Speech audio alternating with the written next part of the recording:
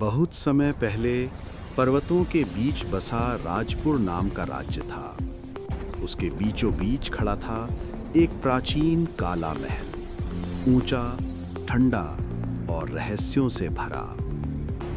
उस राज्य का राजा वीरसेन साहसी था, पर काला महल की एक वस्तु से वह भी डरता था, उसकी मृत रानी रागिनी का कमरा। क्योंकि कहा जाता था रानी की आत्मा अभी भी वहीं भटकती है।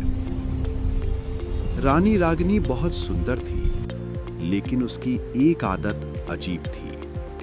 वह रात के समय महल के सबसे ऊंचे बुर्ज पर खड़ी होकर किसी से फुसफुसाते हुए बातें करती। एक रात वह अचानक महल की छत से गिरकर मर गई। सबने कहा यह दुर्घटना थी, पर राजा जानता था रानी किसी अदृश्य शक्ति से बात करती थी और वही शक्ति उसे खींच कर ले गई। रानी को अग्नि संस्कार के बाद महल में अजीब घटनाएं शुरू हो गई। रात को उसके कमरे से पायल की आवाज आती। आधी रात को सिंदूर की महक पूरे महल में फैल जाती और कभी-कभी राजा को अपने कमरे में उसकी ठंडी उंगलियों का स्पर्श महसूस होता। एक रात राजा ने दरवाजा खोला। रानी बिल्कुल वैसी ही, पर आंखें पूरी काली। मैं वापस आ गई हूँ राजा। उसकी आवाज हवा की तरह ठंडी थी। राजा ने डरते डरते पूछा, तुम्हारे साथ क्या हुआ था रागिनी? रानी ने धीमे धीमे कहा, महल के नीचे एक काला कुआं है। उस कुएं में सदियों से एक छायादेव कैद था।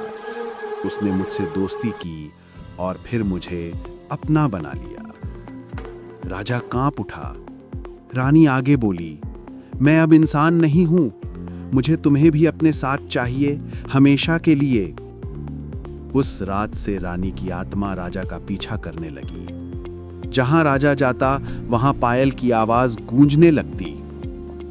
एक दिन राजा महल छोड़कर जंगल की ओर भाग गया, लेकिन जैसे ही वह जंगल के किनारे पहुंचा, रानी ने अचानक उसके सामने प्रकट होकर कहा, भागकर कहां जाओगे राजा? मैं तो तुम्हारी रानी हूं, मृत्यु के बाद भी। राजा की चीख जंगल में गूंज गई। अगले दिन लोगों को जंगल में राजा की लाश मिली। चेहरे पर डर ऐसा था जैसे उसने आखिरी क्षण में कुछ भयावह देखा हो। आज भी कहा जाता है काले महल के बुर्ज पर रात में एक आकृति दिखाई देती है। लंबे काले बाल, लाल साड़ी और बिना पलक झपकाए नीचे देखती हुई। वह अब भी अपने राजा का इंतजार कर रही है और जो भी महल में नई जान आती है, वह रानी उसे अपनी राजा समझकर अपने साथ ले जाती है।